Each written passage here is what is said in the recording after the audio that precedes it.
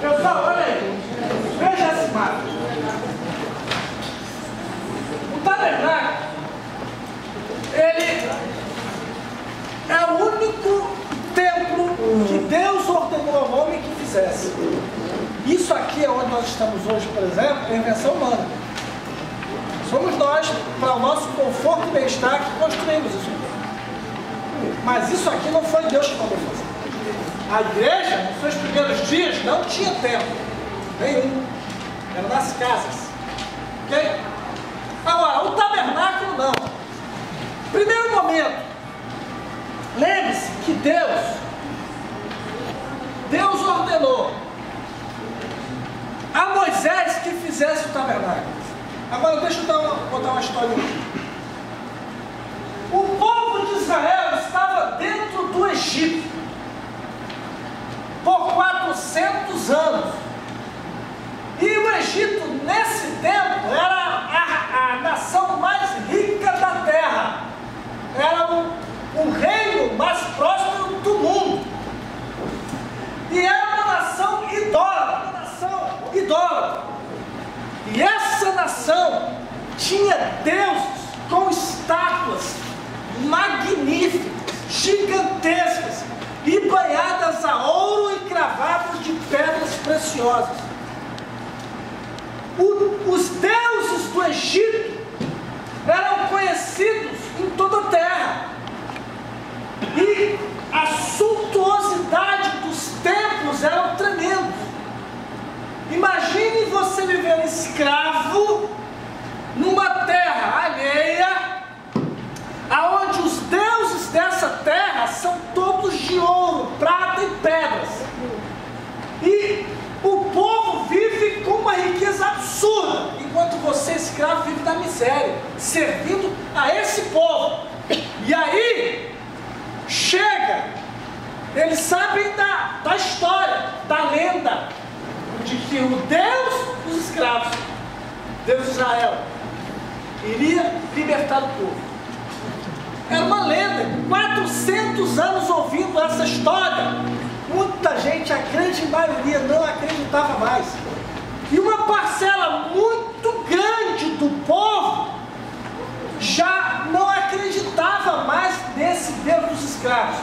Deus era o Deus dos egípcios, porque aqueles sim são grandiosos, são ricos e ajudam o povo dele, porque o Egito é rico. Vocês estão entendendo onde eu quero chegar? Sim. Então, acreditar nesse Deus era algo muito difícil, só para os antigos. E aí, quando Moisés chega, dizendo, ó, Deus falou comigo, eu vim libertar o povo. É muito difícil acreditar nesse Moisés. Você está entendendo? Então, Deus começou a fazer uma obra. A gente tem a visão errada das pragas do Egito. Nós temos a visão, e até aquela novela do SBT, também está vendendo peixe errado. Eu até gosto de ver, viu? Porque ensina muito a indumentária, nos costumes, na cultura. Isso é bom. Mas também tem muito lixo ali no meio. Muita coisa ruim, tem que saber separar. Agora, eles estão vendendo a ideia de que as pragas eram sobre o Egito.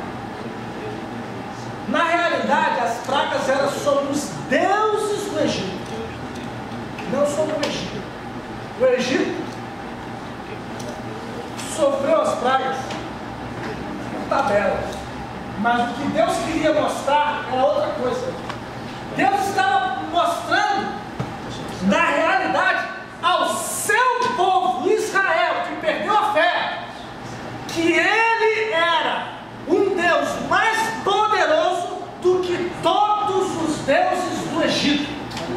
Entenderam isso? E aí, ele manda as pragas, que não são 10, na verdade são 11. São 10 que vão sair, e a última foi no mar. Então, quando Deus sai com o povo do Egito, até ali, até aquele dia, Israel não tinha um lugar de adoração. Israel não possuía um lugar onde se adorava a Deus. Não. Mas quando Israel chega no Sinai, no Monte Sinai, Horebe, Sinai é a cordilheira. Ok? Sinai é a cordilheira, é uma cadeia de montanhas. Horebe é o pico aonde Moisés subiu. Então o Horebe fica na cordilheira do Sinai. Entenderam isso? Sim. Muito bem. Quando eles chegam lá, eu falei na aula passada, o que foi que Deus fez com Israel no Monte Sinai? Eu falei isso na aula passada. Quem estava aqui semana passada? Vocês esqueceram? Hã? Você apresentou o cabo desse tem outro cabo desse aqui. Isso aqui fica muito bem lá em cima. Lá em cima tem. Tem na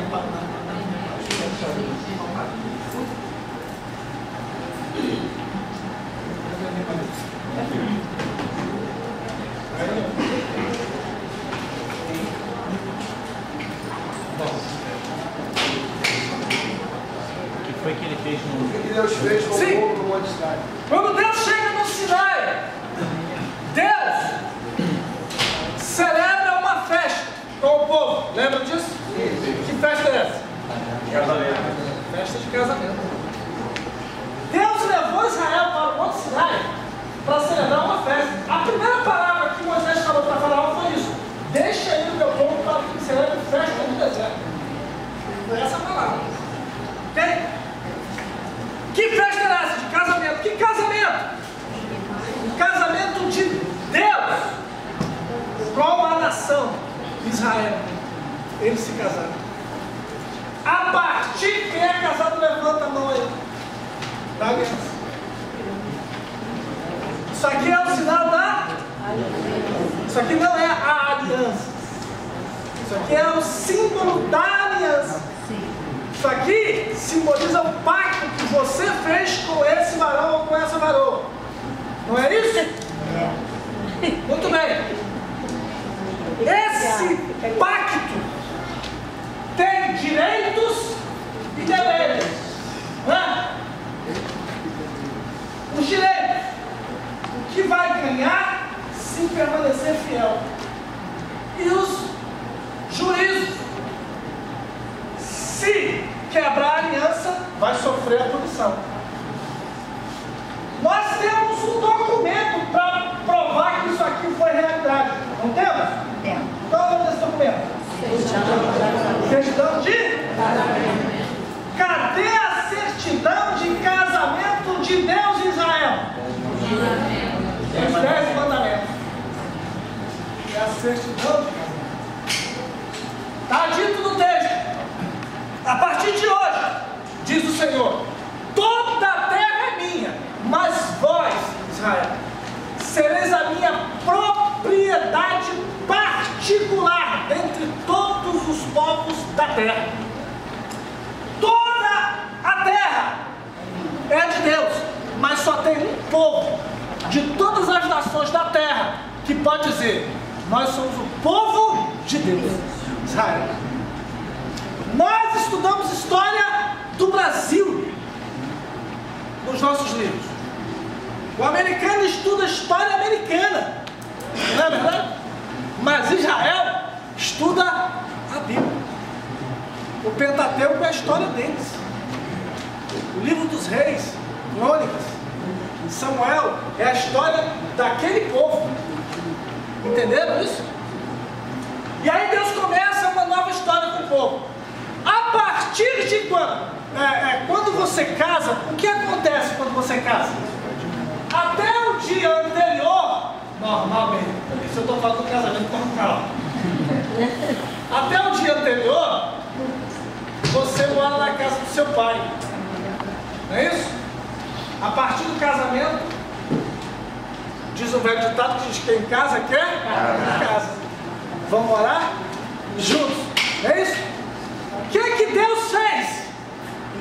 Casou-se com o povo e veio morar no meio do povo.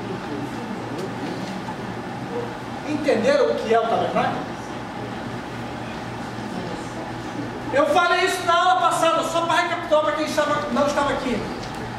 Em Gênesis, Deus vinha toda tarde conversar com Adão, tinha prazer nisso. O céu ficou pequeno depois que ele fez Adão.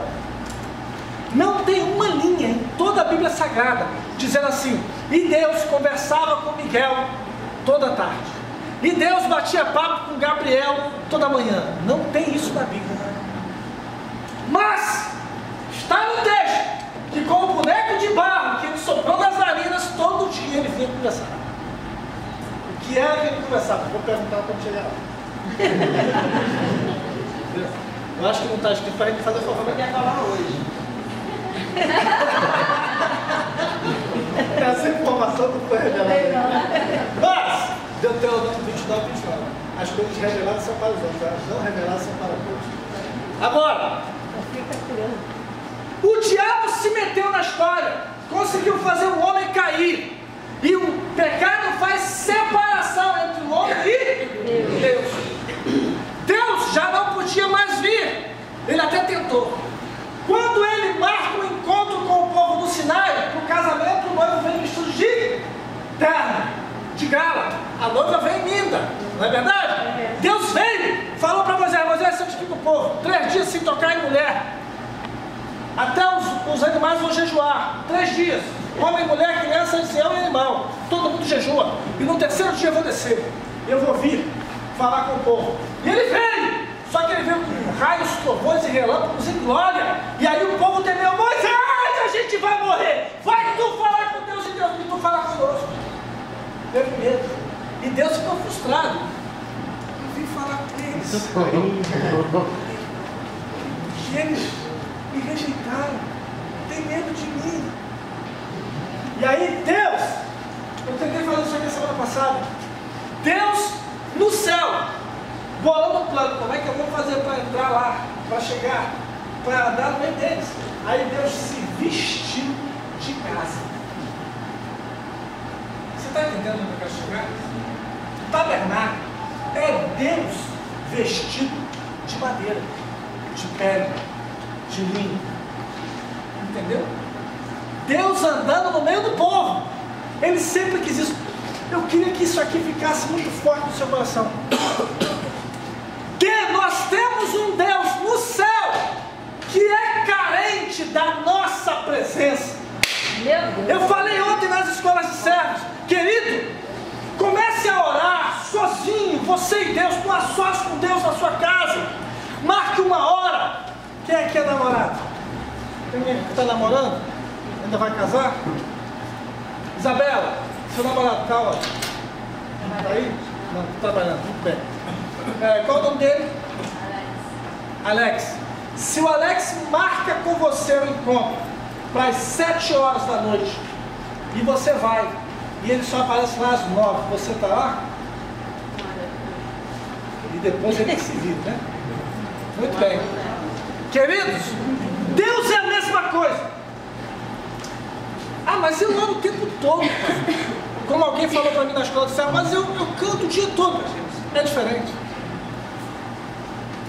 Uma coisa é você dar um telefonemazinho de vez em quando para casa. Isso é uma coisa. Outra coisa é você marcar um momento que naquela hora é só dela, é só dele. Deus é assim. Marque, diga para quem está falando, marque um encontro com Deus. Sua casa. A sós com Deus. Você e ele, sozinho. E marque uma hora. Por quê? Se você... Eu falei para eles lá, não entre na neura de... Não, vou orar. 1 hora. Não. Olha 5 minutos. 10. Tá bom. Mas comece. Se você marca com Deus, Ele aparece, Ele comparece. E é diferente. Desfrutar da presença de Deus É melhor, diga melhor, do que receber uma bênção. É ter a presença do abençoado. Mas vamos aqui. O tabernáculo. O tabernáculo, Deus mandou construir e Ele deu instruções específicas acerca do tabernáculo. Bem, o tabernáculo é uma casa, moradia, habitação. Está lá em Hebreus 8. Ok? Não vou me demorar muito com isso aqui, não, porque a gente tem que passar um vídeo aqui. Ok? A Moisés foi dito por Deus que construísse um santuário, sendo ele revelado, inclusive o modelo do Monte Sinai. Deus deu a Moisés a visão do modelo do tabernáculo celestial. O tabernáculo, ele é uma réplica do que existe de verdade no céu. Entenderam isso? Foi claro? Muito bem. Era um templo móvel, se montava e desmontava cada vez que Israel levantava acampamento. Agora, ocorre que sabe quantas vezes nos 40 anos de deserto Israel levantou acampamento? Tem noção? Aproximadamente, pelo texto sagrado, a gente chega a 41 vezes. 41 vezes. Eles levantaram, desmontaram aquilo tudo, colocaram, e um detalhe importante: no desmontar do tabernáculo, não era como essas cadeiras aqui, o pessoal pega as cadeiras aí e vamos levar para ali. Não era assim não. Até para carregar o tabernáculo tinha as pessoas escolhidas por Deus. Até para carregar o tabernáculo. Diga para quem está do seu lado, está vendo? Na igreja. Tudo. Absolutamente tudo. Tem que deixar. Haviam 3 famílias: os coatitas, os meraritas e os gersonitas, que eram encarregados de carregar todas as tábuas e utensílios do tabernáculo. E essas famílias, cada uma tinha a incumbência de uma parte do tabernáculo. Os gersonitas carregavam a parte externa do tabernáculo. Os meraritas carregavam as tábuas, a cobertura de cima, a parte externa, a parte de fora do tabernáculo e a cobertura. Gersonitas o átrio, meraritas o santuário por fora, e os coatitas carregavam os utensílios do lugar santo e santíssimo. Detalhe: a arca da aliança tinha os varais para carregar no ombro, mas primeiro o sacerdote ia lá, embalava a arca, cobria ela todinha, depois dela coberta, deixava as argolas de fora, e aí colocava os varais, e aí dizia: agora vocês podem carregar. E ninguém podia olhar para a arca sem a embalagem. Tremendo, né? Quem construiu o tabernáculo? Aholiabe e Bezaleel. Fala aí que você vai ser batizado no Espírito Santo agora. Muito bom. E o tabernáculo, ele é muito rico em tipos e símbolos. Cada um dos detalhes do tabernáculo diz respeito à nossa vida cristã. Todo o tabernáculo aponta para Cristo e a obra da salvação. Nós vamos entrar daqui a pouco, ok? O tabernáculo tinha 3 ambientes. Diga, o tabernáculo tinha 3 ambientes. O átrio é o pátio, a parte externa do tabernáculo, ok? O lugar santo e o lugar santíssimo, que é o tabernáculo propriamente dito. O tabernáculo, ele fala de nós. O homem é um ser tripartido. Diga, nós somos um ser tripartido. você tem uma coisa chamada tricotomia: corpo, alma e espírito. O átrio fala da nossa carne. No átrio nós sacrificamos. É aqui que você jejua. É aqui que você diz não ao pecado, aos desejos da carne. Ok? A alma é o lugar santo, é aonde você celebra. E o espírito é aonde você tem a adoração plena, a comunhão com Deus. Entenderam isso? Muito bem. Agora deixa eu passar um vídeo aqui que é muito esclarecedor. A gente vai demorar um tempo para ele.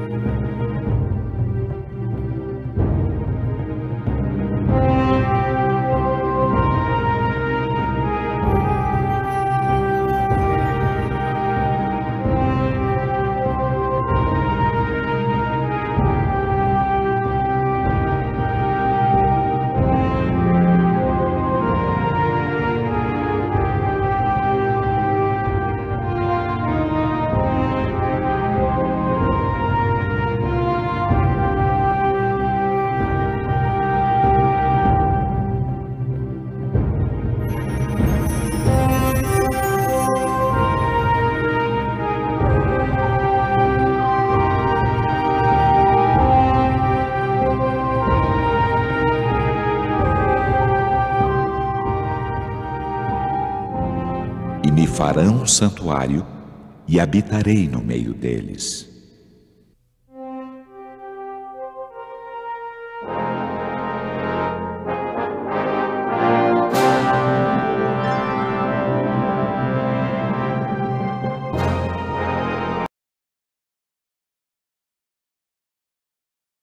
O esquema do santuário consistia de um átrio medindo 50 metros de comprimento, 25 metros de largura e 2,5 metros de altura. Era montado por colunas apoiadas em bases de bronze, sustentadas por cordas e vedadas com cortinas. Deste modo, demarcava-se os limites do santuário. O tabernáculo media 15 metros de comprimento, 5 de largura e 5 de altura. Era dividido em 2 compartimentos chamados Lugar Santo e Lugar Santíssimo. Estes 2 compartimentos eram separados por uma cortina, com anjos bordados, representando as hostes celestiais, rodeando o trono de Deus. O tabernáculo representava que o ministério de Cristo deveria consistir de 2 grandes etapas. O pátio externo da tenda da congregação, limitado pela sua cerca, representava a terra que testemunhou o toque dos pés de Cristo, o altar de sacrifício, o Calvário, a pia com água, o Rio Jordão. Também era plano de Deus que o povo de Israel compreendesse a maior de todas as lições. Ninguém pode viver com Deus e continuar pecando. Daí que o tabernáculo deveria ser uma escola que ensinaria todos os dias, através dos rituais, que pecado gera morte. Foi desta maneira que Deus ensinou o plano da salvação. O santuário era portátil e foi montado e desmontado 41 vezes até chegarem à Terra Prometida. Esse santuário terrestre, que era, em sentido especial, o lugar onde Deus morava com seu povo, era o mais sagrado da terra. Destinado a ser o centro de interesse de todo o mundo, o principal serviço do santuário era o sacrifício. Todo o sistema era uma profecia compacta do Evangelho que apontava para o sacrifício e o sacerdócio de Cristo. Em cada caso, se matava o animal e aspergia-se o sangue no local indicado. Sobre cada cerimônia e serviço estava estampada a lição: pecado significa morte. Deus afirmou em Romanos 6:23, o salário do pecado é a morte.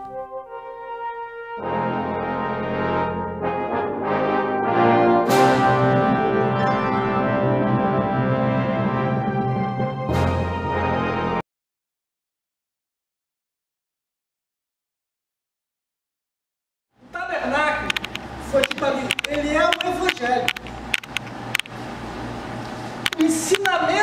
Deus estava colocando no coração do povo é que não adianta. Sempre que alguém pecar, guarde isso, alguém tem que morrer. Entenderam? Essa era a grande lição do tabernáculo. O pecado gera morte. É isso que Paulo vai escrever aos Romanos. Sempre que alguém pecar, alguém tem que morrer. Você está entendendo o que eu estou falando? E aí, o salário do pecado é a morte. Essa é a lição do tabernáculo. O tempo todo, todo dia. Todos os dias. Israel tinha que matar um cordeiro às 3 horas da tarde. Todos os dias. E esse sangue era aspergido nas pontas do altar do holocausto. Era levado para dentro do lugar santo. E uma vez por ano, para dentro do lugar santíssimo. Entenderam isso? Então eles estavam ali, todo dia, celebrando uma morte. Todos os dias tinha que matar um animal. Isso estava impregnado na alma judaica. Tem que matar um cordeiro todo dia pelo nosso pecado. Pecou. E todo dia a gente pega. Tem que matar. Diga para quem está falando, pecou? Tem que matar. Você está entendendo? Adão, Eva, pecaram. Deus chegou. Adão, o que você fez? Pequei. Porque pecou, se cobriu com folha de árvores. Deus, não, isso aí não resolve não. Alguém tem que morrer. Folha não resolve. Diga para quem está ao seu lado, não adianta. Folha não resolve. Alguém tem que morrer. Eu sei que você não ouve isso na igreja mais. Não se diz mais isso com tanta veemência. Isso é um detalhe esquecido. Mas a grande mensagem do Evangelho é essa. Na verdade, é a única. O sangue de Jesus Cristo nos purifica de todo o pecado. Essa é a mensagem do Evangelho. O Evangelho está em cima do sangue de Jesus. Entenderam isso? Foi claro? Amém. Então, o deserto era arenoso. O tabernáculo inteiro não ficava em cima da areia, tinha bases, não tinha? As bases das colunas do átrio, vocês ouviram, era de quê? Bronze. Hã? Bronze. De bronze. E bronze fala do quê? O juízo sobre o pecado. Entenderam isso? É a pena. Diga, o pecado gera morte. Pecou. Alguém tem que morrer. E esse alguém era eu e você. Esse alguém que tinha que morrer, na realidade, éramos nós. Porque o salário do pecado é a morte. E essa morte, olha para cá, pessoal. Essa morte não é só a morte física, é também a morte espiritual, a segunda morte, a morte eterna. Jesus falou assim, olha, não tema César, o governo, que pode matar o corpo.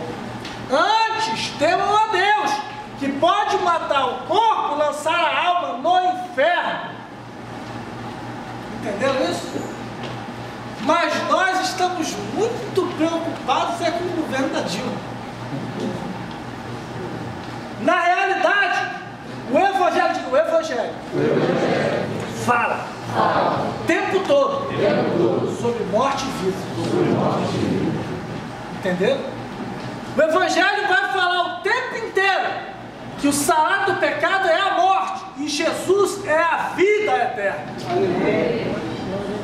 Todos os dias eles tinham que matar um cordeiro às 3 horas da tarde. Diga, todos os dias. Tinha que matar um cordeiro às 3 horas da tarde. Haja cordeiro. Pergunta para quem está ao seu lado, e aí? Você tem um cordeiro aí?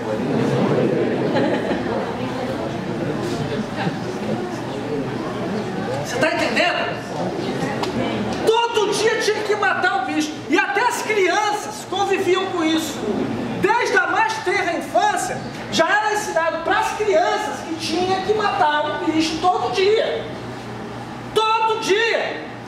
Imagina a sangueira, irmãos. Era muito sangue. Era um povo acostumado a ver sangue. Vocês estão entendendo? Estou tentando levar vocês a um ponto.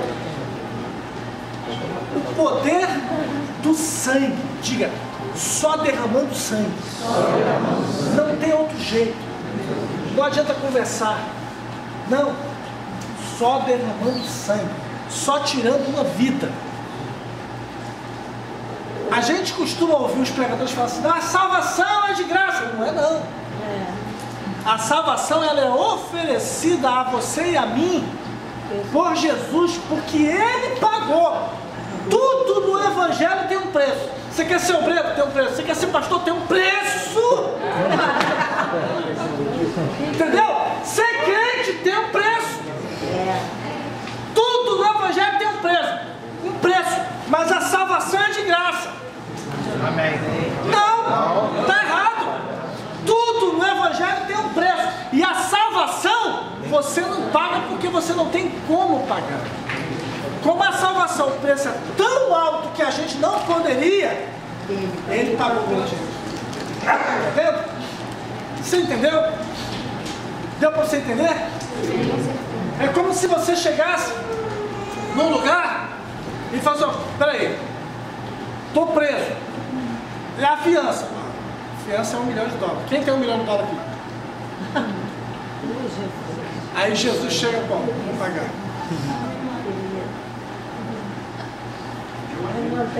Entendeu? Você não tem. Por isso, Ele pagou no seu lugar. Por quê? Por um detalhe muito simples. Se você morresse pelo seu pecado e entrasse no inferno por causa dele, você ficava lá. Diga para quem está falando: você. Se você morresse por causa do seu pecado, você ficava lá. Entendeu? Ele morreu pelo nosso pecado, entrou no inferno no nosso lugar, mas não ficou lá. Amém. Por quê? Porque ele era inocente. Como ele nunca teve pecado, ele era puro. Entendeu? Ele era inocente. Ele pôde entrar e a morte não pôde detê-lo. O inferno não pôde segurá-lo. Por quê? Ele era puro. Não havia pecado nele. Entendeu? O salário do pecado é a morte. E aí a morte pode vir ceifar a gente. Mas ele, nem a morte pôde tocar nele. Na hora da morte na cruz, a morte não foi lá ceifar ele como ceifa nós. Ele disse: a minha vida, ninguém a toma de mim. Eu a dou. Olha a morte de Jesus. Pai, ele decidiu a hora. Ele decidiu o exato momento. Está tudo consumado. Tudo que estava escrito eu já fiz. Não tem mais nada. Então, está pronto. Pai, está consumado.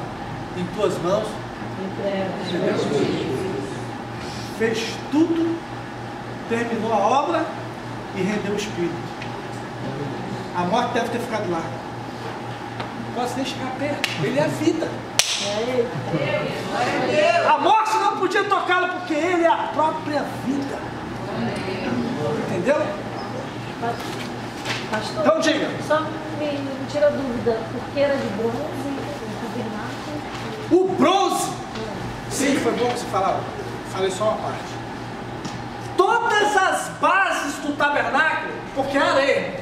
Se você botar uma coluna em pé na areia, ela vai cair, não é isso? Então, tinha bases para poder colocar as colunas.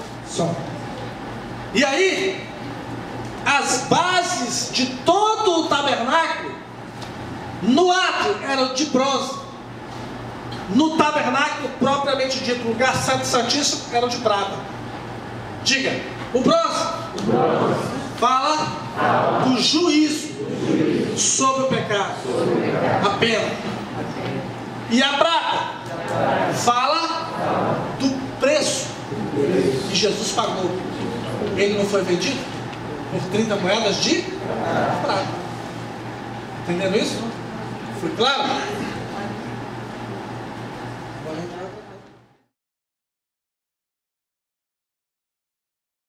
O tabernáculo ensinava um evangelho prático, ilustrando de uma forma bem clara o plano da salvação. A cobertura feita de peles de animais representavam 4 diferentes aspectos do nosso Senhor. A primeira cobertura de pele de texugo, a mais externa de todas, sem adornos e sem atrativos, representava um Cristo sem formosura, como é visto por alguém que se aproxima dele pela primeira vez.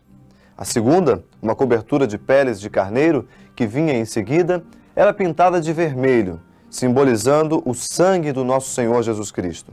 A terceira, uma cobertura de peles de cabra, era normalmente de cor branca, representava o aspecto da confiança e também da fé no nosso Senhor Jesus Cristo. A quarta, uma bela cortina, era uma cobertura inferior, ou seja, o forro do tabernáculo, que era constituído de linho fino, retorcido, azul, de púrpura e carmesim.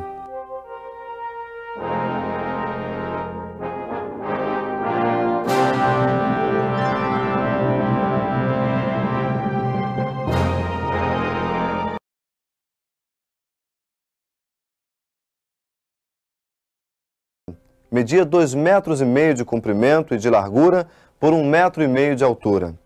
Utilizado para colocar e queimar as ofertas, estava localizado no pátio em frente à porta de entrada. Representava o Calvário, onde Jesus deu a vida pelo pecador. O sacrifício matutino e vespertino, conhecido como sacrifício contínuo, representava a disposição de Cristo em favor do pecador. Quer o homem reconheça ou não a sua culpa como transgressor, Cristo já se ofereceu por ele. Várias espécies de ofertas eram oferecidas sobre esse altar, algumas inteiras, outras somente em partes. Entretanto, o pensamento principal com relação a esse altar era a oferta dos animais. Por exemplo, na oferta voluntária pelo pecado, o pecador trazia um cordeiro sem mancha, de 1 ano de idade.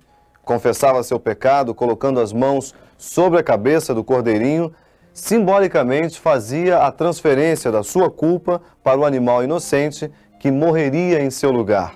O cordeiro era degolado ao pé do altar do sacrifício pelo próprio ofertante. O sangue colhido numa bacia de ouro era passado para um recipiente menor.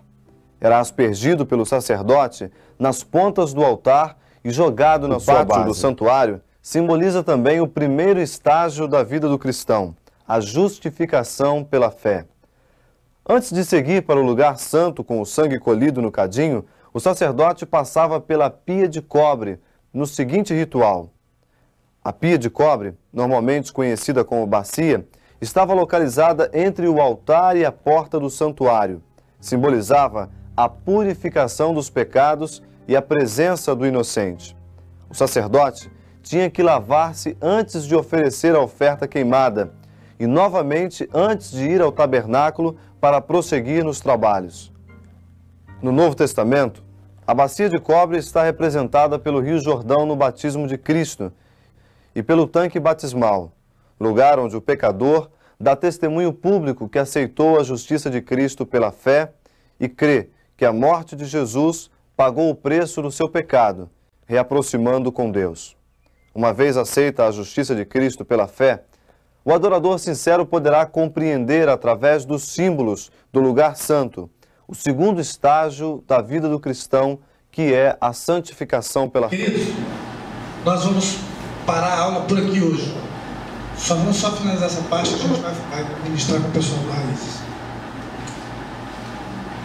O átrio. Nossa aula hoje fica só no átrio. Semana que vem, não falte, nós vamos entrar no tabernáculo. Vamos entrar no lugar santo. Hoje é só o átrio. Amém?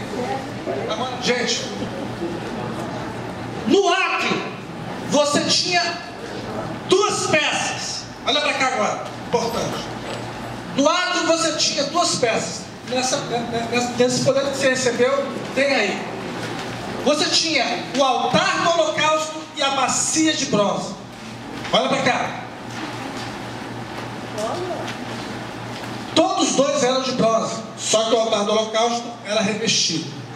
Era feito de madeira de acácia.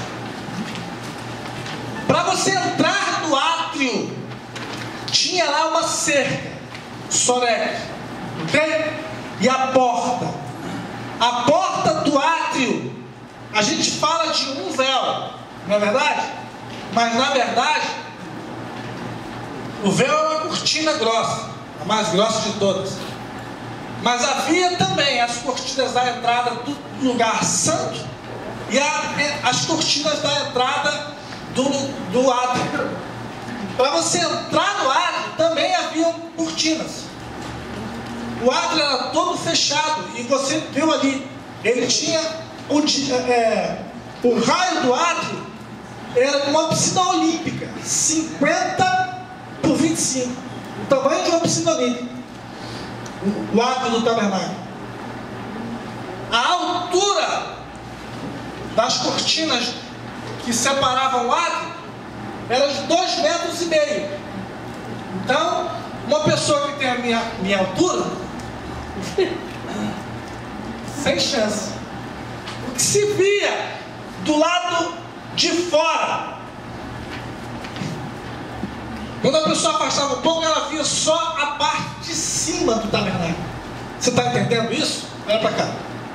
Olhando de fora, do lado exterior ao átrio, você só via a cobertura do tabernáculo, mais nada. Você não enxergava nem a bacia de bronze, nem o altar do holocausto. Você só via a fumaça subindo. Você só via a cobertura mais externa.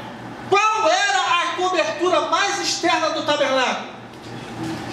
Pele de texugo, pele de golfinho, animal marinho, entendeu? Texugo, golfinho. Texugo, golfinho, animal marinho.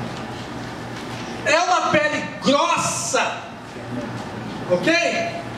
Porque ali é deserto, muita tempestade de areia. Então a última cobertura era a mais grossa possível, para que a areia pegasse e não entrasse no tabernáculo. Entenderam isso? Por conseguinte, essa pele de texugo, sofrendo a ação do sol de 50 graus durante o dia e à noite 0 grau, e as tempestades de areia, imagina como essa pele ficava. Fosca, sem cor, acinzentada. Entenderam isso?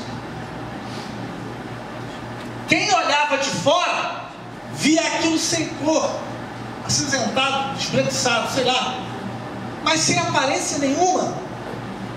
A pessoa não via nenhuma beleza, só via aquela cobertura feia.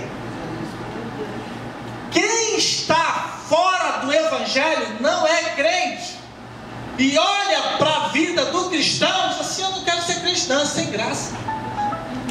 A igreja não tem graça nenhuma. Eu quero ficar no mundão, aqui tem agradável, tem um monte de coisa para fazer, o pecado é gostoso e por aí vai. Não há nada que atraia o ímpio para a igreja, porque para ele, aqui, não pode nada, é tudo ruim. Você está entendendo?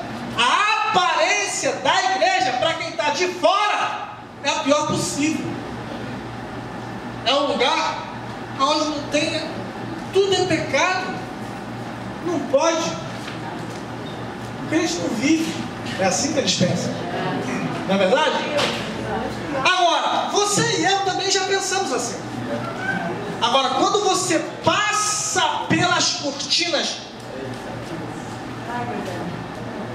da entrada no átrio, você entrou. Qual é a primeira coisa que você vê? O altar do sacrifício. Quando você é ímpio e você entra no Evangelho, como é que você entra no Evangelho? Através do sacrifício de Jesus. Aceita Jesus como Salvador. Você tem um encontro com Ele no altar do holocausto. Quando você entra no Evangelho, o seu primeiro passo é encontrar com Cristo, aceitar Jesus e entregar a vida para Ele. Você aceita que o sacrifício dele foi no teu lugar. Você entende, você reconhece que o salário do pecado é e você tinha que morrer, mas graças a Deus que você não morreu. Cristo morreu por você e por mim. Então aceitar a Jesus. Amém. Repita, aceitar a Jesus. Na verdade, significa aceitar que o sacrifício dele foi no meu lugar. É uma substituição. E aí, ele morreu. Fale, Jesus morreu. A minha vida. Mas isso tem um preço. Fala para quem do seu lado. Não é de graça não, querido. Tem um preço. Qual é o preço? Diga, ele morreu. A sua vida, a minha vida, a nossa vida, para que nós, agora, estamos mortos nele, vivamos a sua vida. Ele morreu a nossa morte para que a gente viva a vida dele. Agora pergunta para quem do seu lado: o que você está fazendo com a vida de Jesus? Onde você está indo? O que você está falando? O que você está fazendo com a vida de Jesus? Paulo diz isso. Agora não mais vivo eu, mas Cristo vive em mim, e a minha vida está escondida em Deus. Entenderam isso? Diga para quem do seu lado: você não sabia? Não, pergunta aí, olha para quem está do lado. Fala para ele: você não sabia? Você morreu. Fala aí, você não sabia não? Você morreu. Eu estou falando do cadáver. É um morto. É por isso que agora você não tem mais que viver no pecado. Por quê? Você não tem mais vontade. Você já viu um morto ter vontade? Você morreu. Mas eu tenho vontade de comer. Se você tem vontade de comer, morto tem vontade. Quem está vivo em você é Jesus. E a vontade dele é fazer a vontade de Deus. O corpo pode ficar de cara feia? Não! Olha só! Para começar, que você já viu que o lugar onde todo mundo se dá, ninguém briga, cemitério? Tem briga. É tudo morto. Os piores inimigos morrem. Se for sepultado um do lado do outro, não tem briga. Pente de tiro, tem grupinho, morre. Fala para quem está falando: olha, se você não se dá com alguém, se você tem alguma pessoa que você tem raiva dela, é porque você não está morto. Diga para quem está falando: você está precisando morrer, hein? E aí? Diga comigo. E aí? Você tem um encontro com a morte no altar do holocausto. Saindo do local do holocausto, você está de frente com quem? A bacia de bronze. bacia de bronze, ela serve para 3 coisas. A primeira é água. Você chegando na bacia, quando você chega, detalhe, essa bacia de bronze está lá no texto. As mulheres do povo de Israel deram os seus espelhos. Espelho naquele tempo não era feito como é hoje, não. Era bronze polido. Aí olhava o metal e refletia a sua imagem. As mulheres deram os seus espelhos placa de bronze. Entendeu? E foi derretido para fazer a bacia de bronze. Elas deram a sua vaidade para fazer a bacia. E aí quando chegava na bacia, você olhava e você via o seu reflexo. A bacia de bronze, ela simboliza a palavra. A água é a palavra. Lembra que Jesus falou? Jesus foi lavar os pés dos discípulos. Aí Pedro disse, não, peraí. Não, sou eu que tenho que lavar o teu. Aí Jesus falou, Pedro, se eu não lavar teus pés, tu não tem parte comigo. Aí Pedro, não dá um banho. Né? Deus falou assim, vós já estáis limpos pela palavra que eu vos tenho dito. E a palavra é a bacia. É a água da bacia. Quem que lava? Então você se vê. O sacerdote, quando chegava na bacia de bronze, ele tinha acabado de matar o cordeiro. Então ele estava salpicado de sangue e as mãos sujas. Quando ele chegava na bacia, ele tinha que se purificar. É através da palavra que você se purifica. É a palavra que vai tirando o palavrão da tua boca, o adultério da tua vida, Meu Deus. né? A fofoca, é isso? A calúnia, é isso? A mentira. É a palavra que vai tirando essas coisas, né? Vai lavando. E aí, tem outra coisa. Quando você aceita Jesus no altar do holocausto, você vai se batizar na bacia de bronze. É o batismo das águas. A bacia você se lavava na frente de todos. Jesus falou o quê? Aquele que me confessar diante dos homens, eu o confessarei diante dos anjos de meu Pai. O batismo, diga o batismo, é a confissão pública. Ok? Você está dando um testemunho para o mundo. Se você conhece uma pessoa que diz que é crente e ela não tem nenhum problema, tipo assim, ela não, tem pessoa que não é divorciada ainda e está se separando e não pode ainda se batizar, coisas desse gênero, né? Aí a gente entende que tem que esperar um pouquinho. Mas você conhece uma pessoa que tem anos e anos que ela está na igreja e ela nunca se batiza e ela diz que é crente, você pode falar para ela, olha, você toma vergonha na cara, você não é crente coisa nenhuma, você é no máximo alguma pessoa assim, amiga do evangelho, simpatizante. Só que o amigo do evangelho vai para o inferno, só entra filho. Mão para trás, então. Diga para quem. Se você conhece algum amigo do evangelho, fala assim, ó, eu lamento lhe informar, mas amigo do evangelho vai para o inferno, porque só entra filho. Mas eu não sou, mas a minha mãe e meu pai são, joia. Eles vão, você fica, porque Deus não tem neto, só tem filho. Entenderam isso? Então, vamos lá. Você depara com a bacia de bronze. Agora um detalhe que eu esqueci de falar. Meu Deus. Um detalhe que eu esqueci de falar.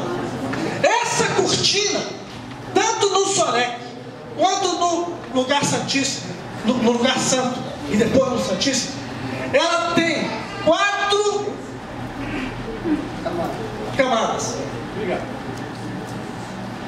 4 camadas. A primeira, a púrpura. A segunda, o carmesim.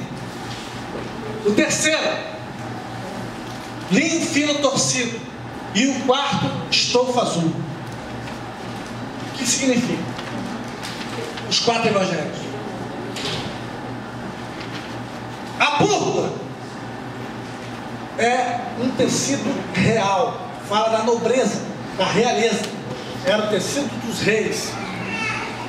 O evangelho de Mateus é o evangelho do rei, Messias que havia de vir, o filho de Davi, o descendente de Abraão.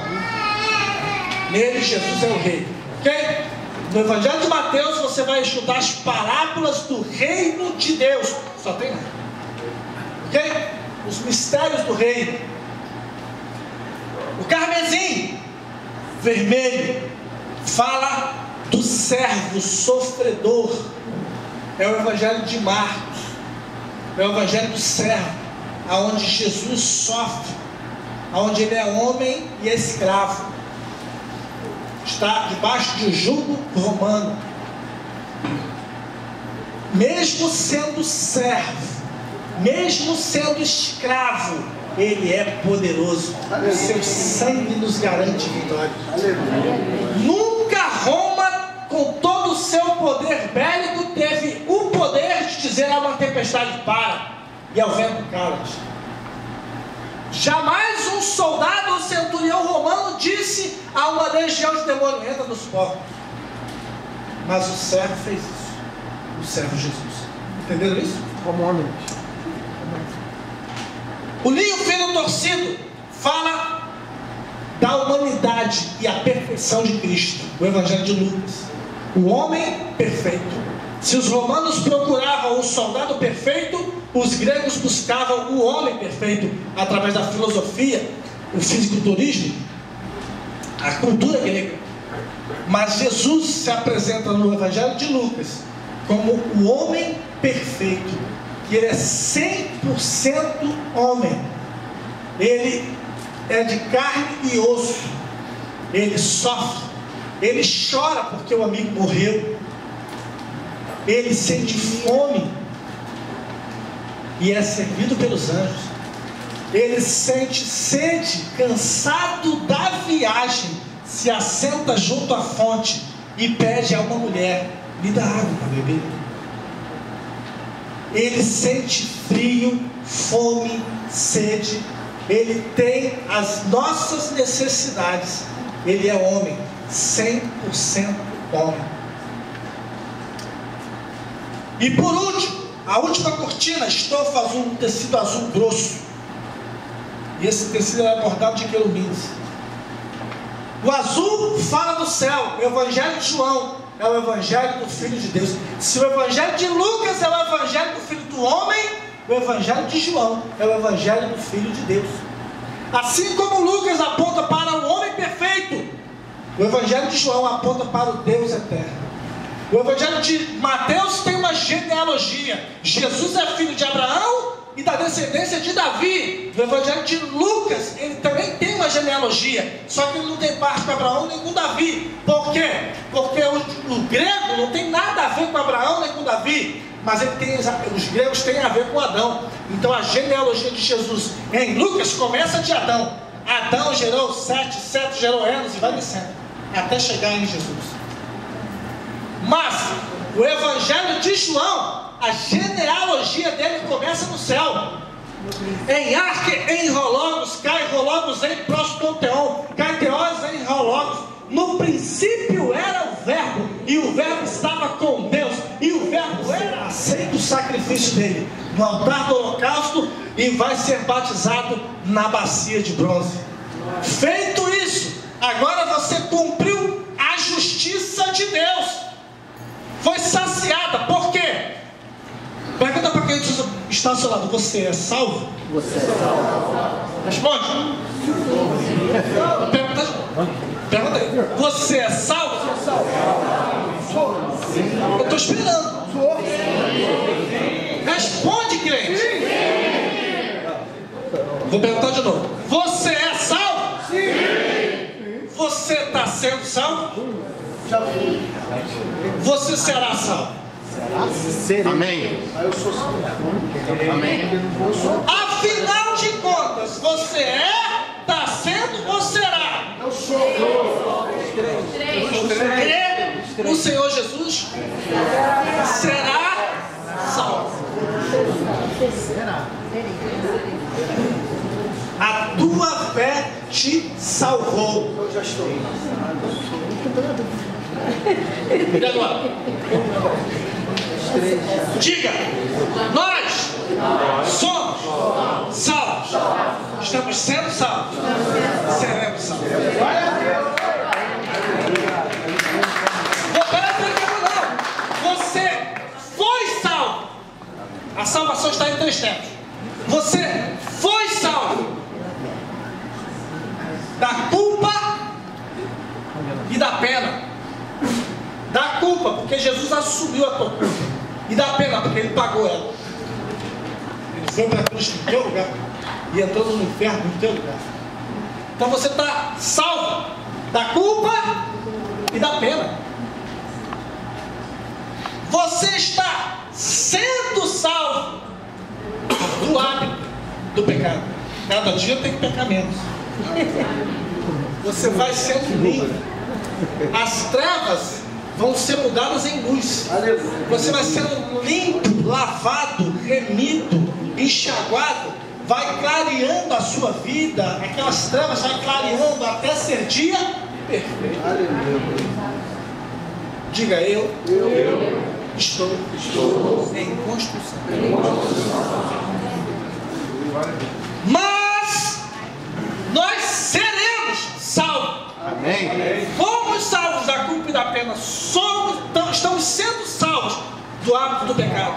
Ele é um hábito. Mas seremos salvos desse corpo de morte. Aleluia. Romanos capítulo 7. O bem que eu quero fazer, não consigo. Mas o mal que eu não quero, eu consigo fazer. Com efeito, querer está em mim, mas eu não consigo realizar o bem que eu quero. Mas o mal que eu não quero, esse eu consigo fazendo. Na minha mente, no meu espírito, na minha alma, eu tenho vontade, prazer na lei de Deus. Mas na minha carne eu vejo outra lei, que é a lei do pecado e da morte. E aí, no MMA, do capítulo 7 de Romanos, no final, a alma joga a toalha. Ele reconhece, não tem jeito não. A carne não serve a Deus. E ele fala e reclama e faz um lamento. Miserável homem que eu sou, quem me livrará desse corpo de morte? E o que ele está falando ali é uma questão jurídica, sabia? Porque no governo romano existia uma pena que era a pior de todas. Quando o camarada matava alguém inocente, sabe qual era a pena dele? Horrível. Pegava um cadáver e amarrava, acorrentava o corpo do vivo. A pena dele era que o cadáver fosse comido, encostado nele. O que acontecia? Aquela podridão entrava nele. Ele acabava sendo comido também pelos bichos. Era a pior coisa, a pior pena. Aí quando Paulo fala, ele fala assim: quem me livrará desse corpo de morte? Estou preso ao pecado, não tem como largar, soltar. Esse corpo, ele é do pecado, não serve a Deus nunca, não tem jeito. Por isso que Paulo fala assim, ó: resistir ao diabo pela fé. Diga, ao pecado, você foge. O diabo, você resiste. Por quê? O pecado, porque o diabo você fala. A gente diz assim: o diabo só tem duas opções conosco. Ou ele sai. Não, fala baixinho. Ou ele sai.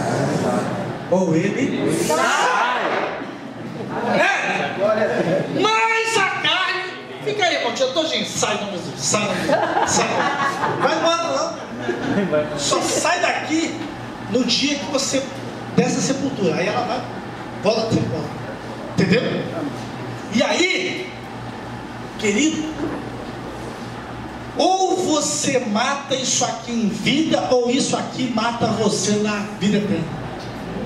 Diga para mim, ou você morre aqui, ou você morre lá. Já estou ministrando raiz, né? Ou você morre aqui, ou você morre lá. O tema do Raízes esse ano é: porque o meu eu tem que morrer. Glória a Deus. Ok? Convido você a sair do seu lugar. Vamos orar.